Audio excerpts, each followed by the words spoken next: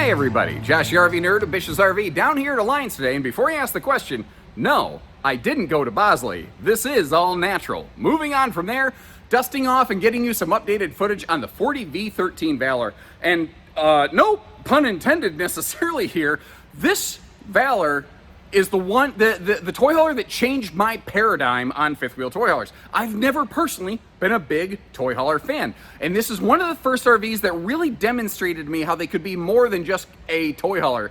This is the one that kind of had me going, okay, I get it. This is a luxury crossover unit that has a flex function big garage screen room, basically 3 seasons room built on the back of it. You can put about any big side by side you want on there. There's maybe a couple that don't fit, but for the most part you can load about anything in the back here. It has, of course, the power drop happy jack beds. You've got the 3 seasons patio wall, which I've never seen a person who's like, no, I don't want that. It's kind of like more kitchen space for prepping and more cabinet space, which are 2 things this RV also does very well. That's what I love about it. Toy haulers always have to have, it seems like had to have, crappy living rooms and kitchens, and this was one of the first ones that I saw that bucked that trend. Now, I'm not saying they're the very OGs at doing that, but I think they've done a good job here. I am a huge fan of those wraparound U-shaped kitchens.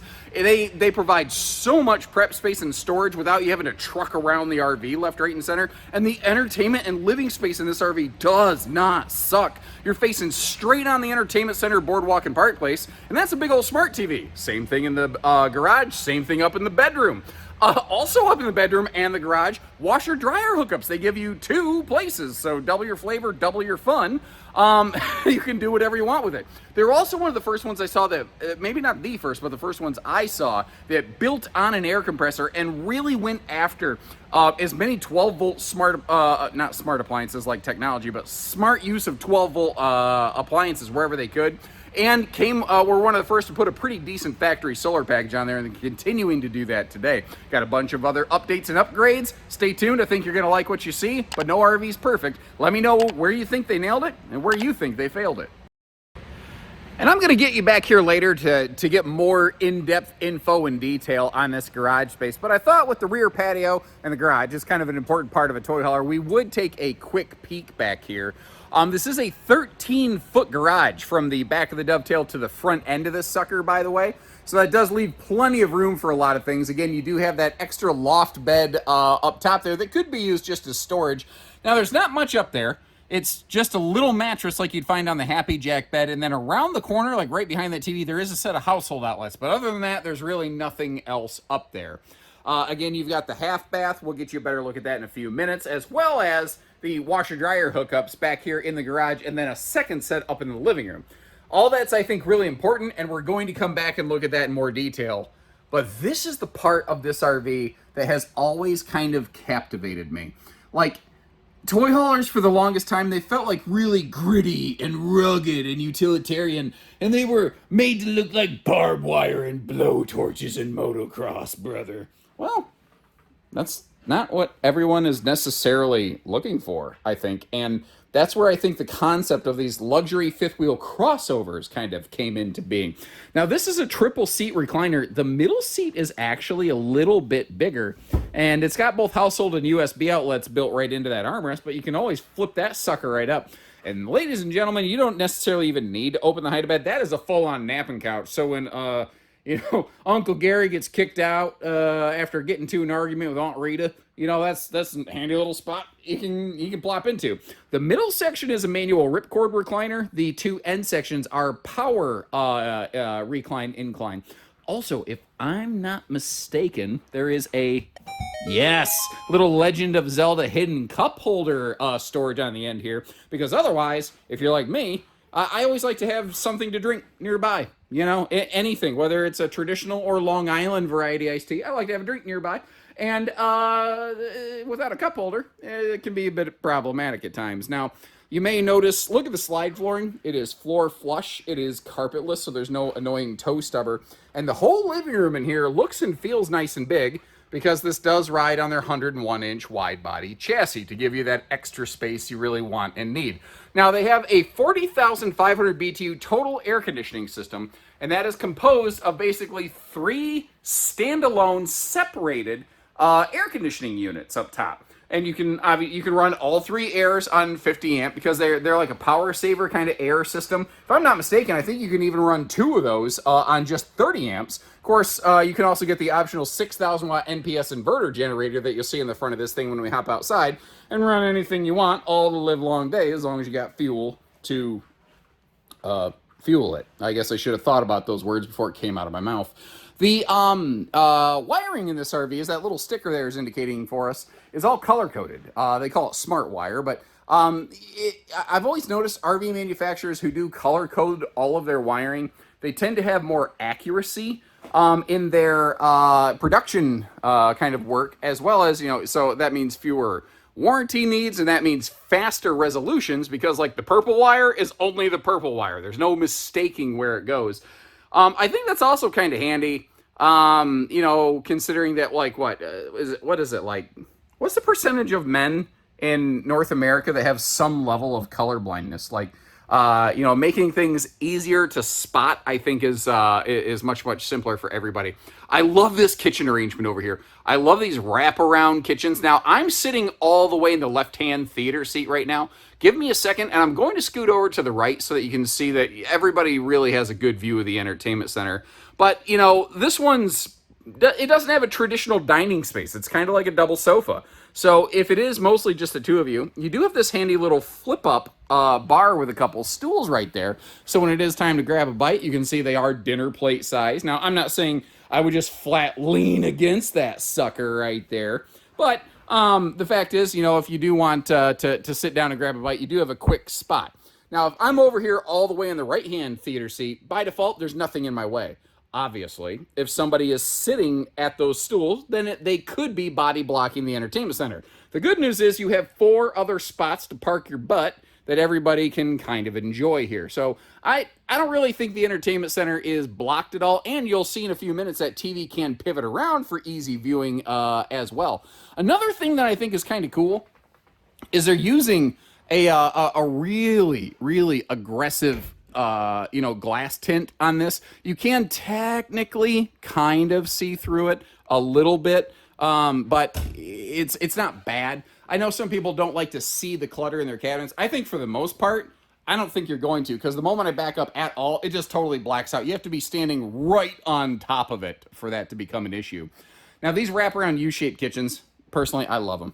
I love them because they put so much countertop prep space up in your face, right around you right here. And below that sink, you're going to see they also gave us a really nice spot for a wastebasket. It's not a convection microwave, surprisingly. That's actually, would you like this to be convection? It's just a big, giant, residential-sized microwave, which is great, because that means you could probably, fit a whole herb-crusted leg of lamb in there. Not that I would ever cook that. By the way, if you're younger and you're getting ready to host like your first Thanksgiving, here's a fun game. Text your mom and or your grandma and ask them how long you need to nuke the turkey. They will freak out. They're like, no, you're going to kill people. You're going to make them sick. Be like, no, I'm cooking for Thanksgiving. How long do I nuke the turkey? They're just absolutely going to flip their gourd. Then don't respond and say, sorry, it took me a while to get back to you. I was washing my cast iron pan that Grandpa gave me, and they will just absolutely lose it. That's the point where you change your number, change your name, change your identity, because they're coming after you. Now, up here in the living room kitchen area, the big area, they do have a big XL vent fan. Part of the reason that they have that right there, and I hope you appreciate how I go out of my way to point this out, because I think somebody may not appreciate this.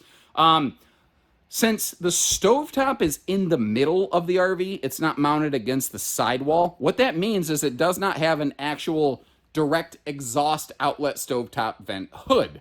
It has a fan under that microwave, if I'm not mistaken, but it won't actually exhaust heat. That is what this thing is for, because heat rises. It's to get all that humidity and smells and everything out of the RV. Now, some people may not like that, and I respect that. That's why I go out of my way to point stuff like that out, because I know that's going to cheese some people off, and some people are going to be like, I don't care. Okay, well, no big deal. You make the decisions that work for you. Now, what I like, too, is even if the recliners are kicked out, there's so much walking space, and you can see how they put all the heat vents not in the floor. Even up in the bedroom, they found a good way of doing that. So, very easy cleaning, pet-friendly kind of concepts right there. The refrigerator, that is a 12 volt fridge. They call it their Masters of 12 volt package. They're doing a lot of things basically to provide more 12 volt function in their RVs. They were one of the first to really adopt that, and they were one of the first to move to the bigger 12 volt refrigerators before it was really cool and trendy and almost necessary based on current availability of suppliers and refrigerators. Since then, a lot of other manufacturers have gone to it because they had to. Alliance adopted it first. Maybe you like it, maybe you don't. I don't know. That's the situation. By the way, right next to your primary entry door, you do have your kind of hidden away control panel. Now, they're very good about dimmable lights, both here in the living room and up in the bedroom. They don't do smart command systems. They just do switches. Of course, I didn't manage to find one that's going to turn on or off the light. Oh, because that would be the light switch. I'm an idiot. They just do switches. You know, for your holding tank heaters, for all your lights and everything. They even have outside switches. These are actually three-way switches to run your slides and your awnings outdoors where you can physically line of sight them so that if you are close to something outside, you can make sure you don't end up in a smash and crash kind of bumper car situation. You know, you don't want to be pushing against a tree with your slide out. That's just, it doesn't matter who wins, the tree or the slide, you're going to lose. You're going to lose a lot. Wait a minute. Where's my kitchen power outlets? My squirrel. So there's one down there. I'm willing to bet if I take a knee. Yep, we got some outlets. One set of outlets above those coffee cups back there. I would have really liked it personally if those outlets were mounted on that wall, because that is a hollow partition wall right there that's behind the half bathroom. That's my 2 cents, where I would have liked something big old stainless farm sink in this sucker too. By the way, they do this in their Delta series. I wonder if it's not something that more manufacturers shouldn't look at.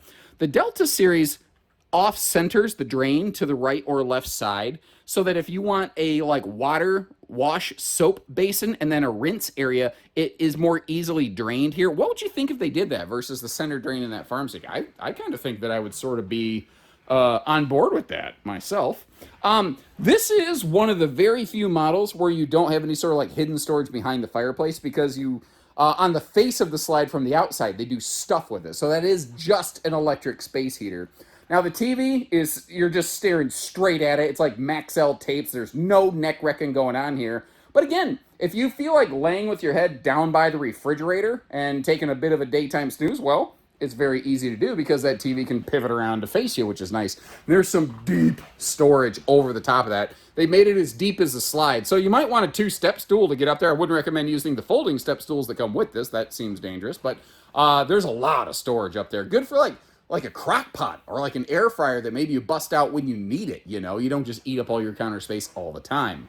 The converter, it looks weird that the converter is mounted in that cabinet over the sofa, but there's absolutely nothing wrong with that. We don't see that very often in the world of camping, but there's nothing wrong with it. You know what I mean? Again, the sofa does have the 3-seat recliner kind of situation going on. The storage overhead over the sofa in the slide, I love that it's there, but it's kind of funny because all 3 doors are gas strutted, but because they have a wraparound door structure, they kind of overlap a little bit, so you just got to be careful you're not gouging up your own cabinetry doing that. The kitchen, though, I love these kitchen arrangements. In my opinion, the only really hiccup with this kind of kitchen situation is just that there's that corner of the upper cabinetry that, yeah, there's a door you can reach back around and get in there, but it's not easy to get to. I'm kind of curious, anybody with this model or a model like it, what have you parked in that upper corner cabinet? I'd be really curious to know, because I'm not exactly sure what we would put in there, but to be fair, my wife is really the brains of the operation.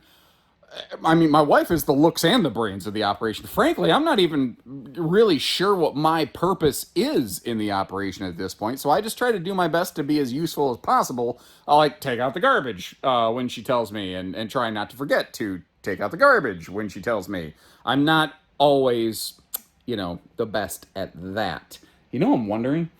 I wonder if that can stay flipped up like this when the slide closes. I'm going to double check that. We'll verify when it comes time for road mode. Let's work our way upstairs. I'm going to Michael Jackson moonwalk my way up here a little bit. What do you think about this?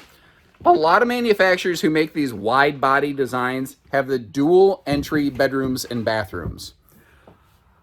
I used to really like them. I have really kind of become more of a fan of just having one door to the bathroom off the hallway. That way, you don't have this open wall here. Like, if you have guests, it is kind of nice to be able to go directly into the bathroom, I suppose, at night. At the same time, though, I don't know that you're really disturbing anyone by going out into that hallway.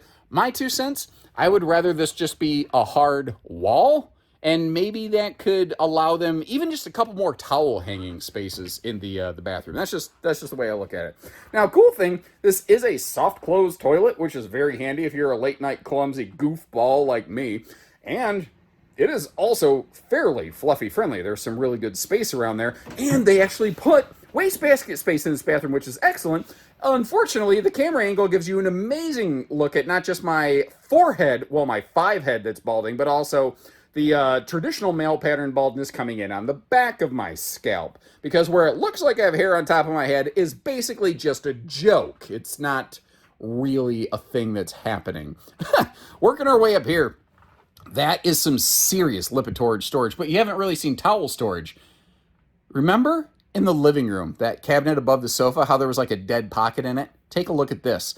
They actually have linen storage built into the back of your medicine cabinet. So there's a chunk of the medicine cabinet that you're not going to use for medicine bottles, as it were. But the fact is, it can get the job done well enough with the rest of the space and still have linen storage in there. So they had to get a little creative, but overall, I think it was fairly successful. Something that's really interesting here, this is a one-piece molded fiberglass shower, but they started doing this recently in some of their bigger fifth wheels. Momentum's been doing the same thing too. It's actually a step-down shower.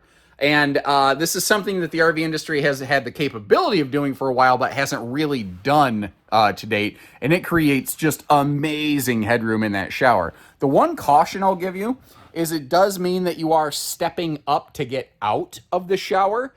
For some folks, that could be a little bit of a problem. So you may want to pick up one of those anti-slip bathroom mats. I did that for my dad, actually, the other day. He had slipped in the shower. Thankfully, it's fine. So on his way out, or on my way out to see him, I brought him a non-slip bath mat, which he's never used. Thankfully, he's never fallen again. You do have the kind of corner seat over there if you want to prop your legs up to shave your shins. You got a nice little spot to do that as well. Now, I mentioned how you have standalone air conditioners. Your living room air conditioner only cools the living room. The garage air conditioner only cools the garage. What's cool about that is you do not have any central ducting where, like, if you're loading something with a combustion engine in the garage, it won't make the rest of your RV smell that way because it can't sneak its way up through the central air vents. So why then are there central air vents up in the bedroom? That's because the bedroom air conditioner cools both the bedroom and the bathroom. These two small rooms as a mini ducted system, only localized up into this area. And if you want, just like you're looking at here, if it's really hot at night, you can basically flip open those fins and just dump like 70% of your cold air into those and just trickle a little bit of cold air into the bathroom. But the smallest two rooms in the RV share one air conditioner. It works, makes sense. By default, we've got one of these kind of weird size, RV industry calls it a king, 70 by 80 beds, but the bed base under it is queen sized. So if you do want to go to a 60 by 80 walk around queen bed, maybe you want to build some bigger side stands into that slide box, that is something you could totally do. And all the windows around the bed, they do slide open for maximum airflow, and they do have pull down blackout roller shades as needed as well. Now, I mentioned how the front closet also has washer dryer hookups. This is kind of cool.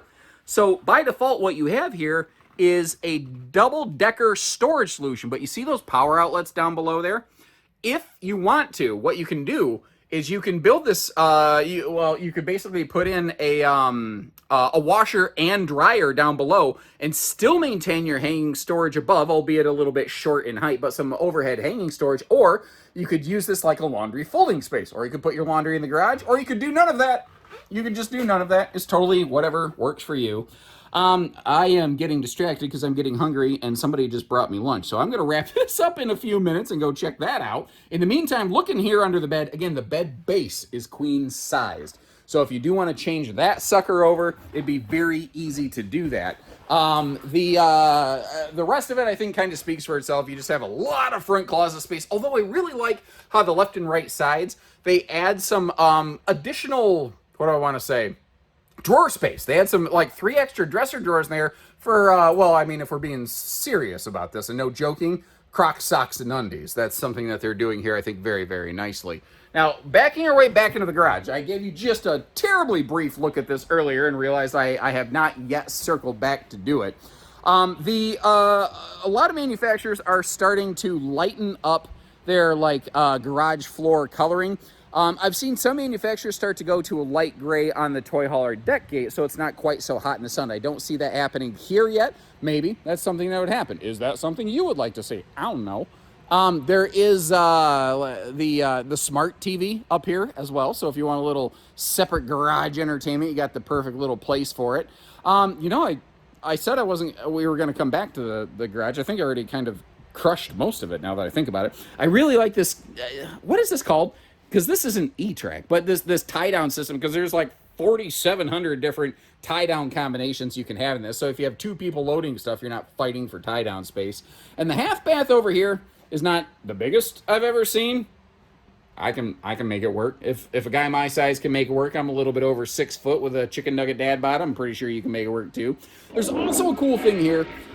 Just like we saw in the bathroom, how there was the light above your head. There's a motion mode on this, and that's what the little white sensor is. So if you want the light in the bathroom just to kick on, like when you walk in the room, you can do that. This button has a high and low intensity, and then you can basically, you know, flick that thing on or off. Well, that's your main ceiling light, as you please. That is not a medicine cabinet over there on the wall, so kind of keep that in mind. That is just a mirror. But I like how it's not just like one of those cheap plastic sinks screwed against the wall. It's something that just looks like a little more thought and intent put into it.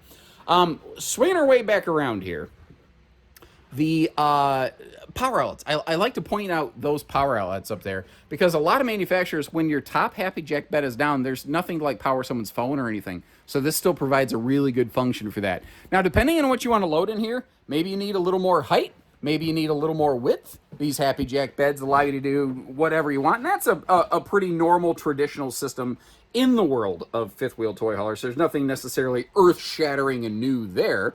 It's just nice that they did it, and they did it correctly. Now, of course, you've got that power drop bed, and then you've got the power drop sofas down below it. If you want to drop just the bed or just the sofas below and leave the the big bed up top, you can do that also, of course. Or that's kind of the cool thing with this RV. You can sleep 2 in the front bedroom. You could sleep 2 to 4 in the garage plus the loft. So you have sleeping for anywhere from, say, 5 to 7 in this, I think, pretty easily. And that's before you include the hide-a-bed and the extra long napping couch. So if you're going to have like just kind of a big everybody come over party night situation, this is an RV that can handle such an occasion. Now, backing up here, this looks like a pretty good opportunity to close her up and see what we can do and what we can't in road mode. And I don't know that I would call this ideal, but it's not terrible. Obviously, with your entry door being over here in the hallway next to your bathroom, getting into a quick potty stop even if you can't get to the half bath, that's not going to be a big deal. Remember, you also have dimmer lighting here in the bedroom as long as it's right up in our face. This is a Norco. This is the Exact Slide. I always have to remember which slide system is which. So this is Norco Exact Slide, not AccuSlide. Sometimes folks like to know that. If that's helpful, if you like knowing that and I'm providing it for you, hit that like button, subscribe if you haven't, whatever. This is better than I thought it would be. You are doing a sideways travel trailer 2-step, but the fact is, if you need to, because of the wide body nature of this sucker, you actually can, from your primary entry door, get back here, even get into the fridge as needed. So that worked out way better than I expected. Obviously, to get to the garage, you're going to have to go around the other side, but there's direct entry doors for that. As far as toy haulers go, for living function travel access, this is actually not awful. By the way, if you want to level up your game and just flex all over the neighbor's face, these things are available with a full body paint package, and they look really swanky, really phenomenal. I call this one the newspaper because it's black and white and red all over. Yeah, I've been waiting to bust that one out since 3rd grade, baby. I love how they outline that Valor logo right there. My point here is it looks really cool. It's spendy. You're going to spend money for it, but it also keeps the RV looking much, much younger. Go in the used RV market, find something 8 or 9 years old with a paint package. it still looks almost new on the outside. It still looks very fresh, very current, and it resists sun fading and flaking a heck of a lot better. Now, if you're in crazy sun country, yeah, you're still going to want to take care of this thing. Nothing is zero maintenance, but that's one of those things, if you're going to keep it a long time, you want to keep it looking better, it's maybe a thing to think about.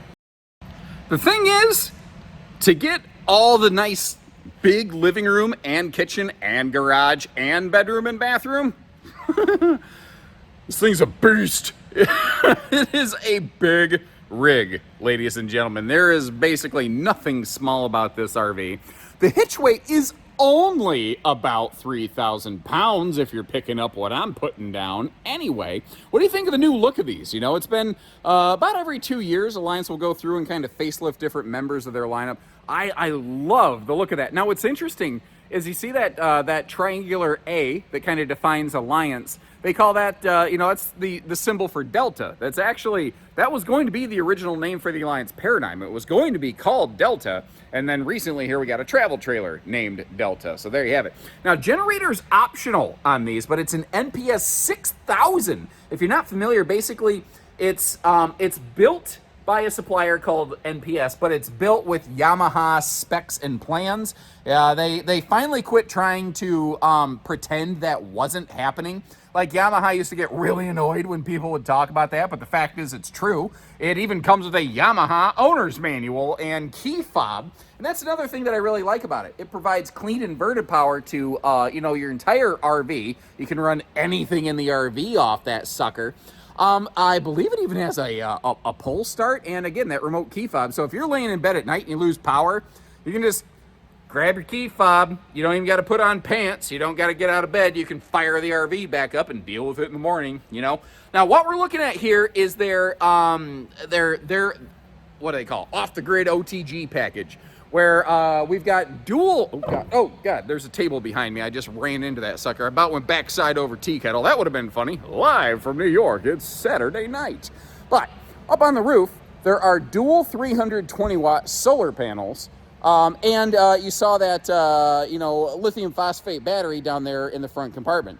There is also what they call their Solar Plus package, which grants an additional 320 watt solar panel. It upgrades the charge controller from 40 amp to 60 to be able to handle and accommodate all that. It also will upgrade to a 3,000 watt inverter that can basically run just about anything in the RV. In terms of household outlets, appliances, and all that, although you won't run all 3 air conditioners off that.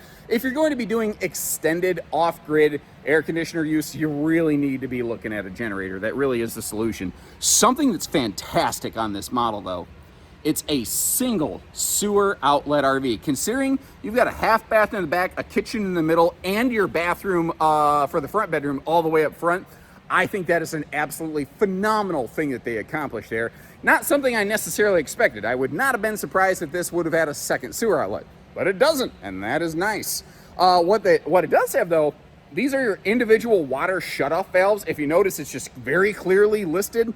So let's say your outside shower, let's say you forget to winterize it properly.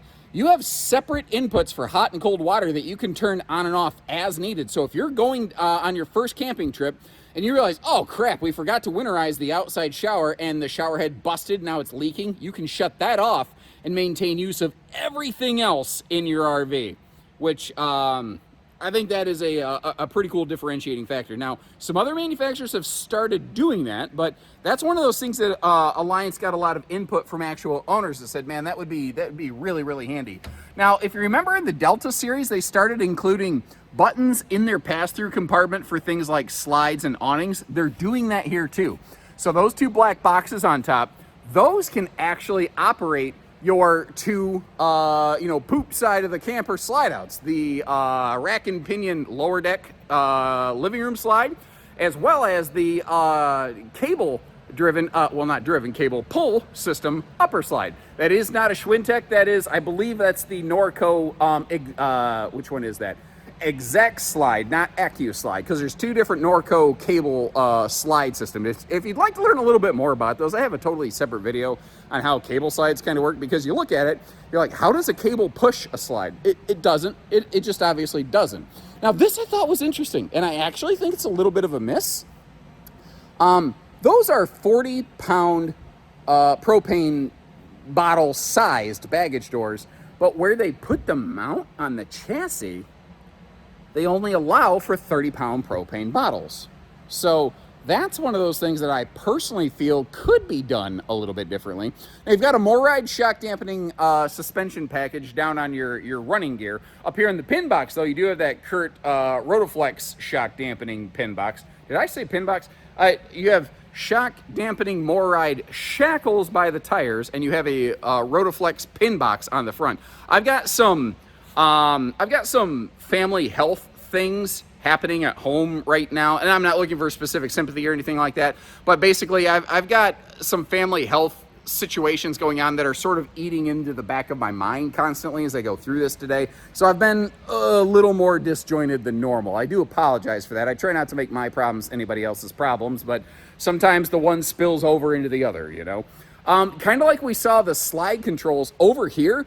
The door side slide and the two awnings, you have switches for those right here. Now, you, of course, still have switches for them inside. You just have that extra ability. And down below that big baggage compartment, you actually do have a gas grill quick connect right there. And I really think it's important to point that out, because when you see, what I think a lot of people may refer to as a camp kitchen hanging off the face of the slide, I'm going to call it a campsite entertainment center, basically convenience and entertainment, because it's a TV, it's a fridge, and then it's just a little bit of storage pockets. I'm not going to call this a camp kitchen. You're going to look around here and say, where's my grill connection? Were they stupid? No, the grill connection's under the front pass-through. That also is a smart TV. So this has 4 zones, smart entertainment. It has 6-point hydraulic leveling, hydraulic slides on your lower deck, cable slide on that upper deck, which is going to be electric 12-volt only. And these tires are thicker than a bowl of oatmeal, ladies and gentlemen. That is the technical term for looking at it right there. Again, you've got the MORryde shock dampening CRE 3000 system. That means compression rubber equalization with 3 inches of vertical wheel travel is how to interpret that. And if you notice, yeah, there's a little bit of a slide under that one power awning, but you've got a lot of sidewall space here. This thing has a crap load of awning space on it. Actually, did you know that a butt load is a legit unit of measurement? You can Google that. A butt load is a real thing. Although I don't think any of us knew that when we said it most of the time growing up. And if you did, you might be more of an info nerd than I am. I'm not even upset. Respect. That takes a lot. Out here, this is Valor's one of the first brands I ever saw build an air compressor right onto the RV. I love that, because whether it's RV tires, truck tires, motorcycle, ATV, golf cart tires, inflatable pool toys. I don't know if anyone has got a head rush and almost passed out and knocked their head on something and inflating pool toys for your kids. I know I have, and I know I don't like it, and I don't recommend it. So anything I can do to get away from that, that is something that personally I do like and recommend. Now, obviously, you've got the 3 Seasons patio kind of door wall system here. I've got it mostly open, as we saw before. But one of the things I like about that is if you do want to be able to close those doors and then kind of latch it from the inside, you can essentially secure the RV without necessarily needing to open and close the ramp every single morning and night. What do you think about this, by the way? Do you prefer when the patio steps go off the side of the RV pointed toward the awning side of the RV, or do you prefer when they come off the back? I'll go first, basically. This, I will say, is not my preference. Now, I'll take back steps over no steps, but I prefer it when the steps are over here, because this thing's already, 45 foot long and change. To add another 3 feet off the back, the RV is already long enough. If we're calling a spade and a duck, it's already long enough that you're going to have difficulty parking it at a lot of places. You're going to have to plan ahead where you take this RV. Then you add another 3 foot on the back, and you've just complicated that problem even further. So that's my 2 cents. Leave me a comment. Let me know what you prefer. If you're still watching, I don't know. Leave me a hashtag nerdherd if you're still watching. This, by the way, this is going to be our fuel station setup right here. If you notice, though, where did that? Oh, I got some water dripping off a rain rail up top. Apparently, it was raining outside before they brought this in. I said if you notice, though, and then the rain dropped, and then I got distracted. I have no idea what I was going to say after that. So instead, I'm going to pivot and shift gears. Things like the walls, the floor, they're basically like all composite. They're aluminum framed. They have, you know, like Asdel top bottom layering, things like that, or inside outside layering, whatever you do. The roof on this is about the only thing that's totally stick built, and you'll find that in a lot of RVs. And part of the reason is because somewhere in the RV, engineers have found that stress has to have a place to be able to express. It has to be able to wiggle a little bit somewhere, or else the whole thing rattle traps apart, and then you're going to have a problem. So that's why most manufacturers do it that way. Not every manufacturer does. Some do, some don't. It's more common in big, heavy stuff that has more stress and twist on it.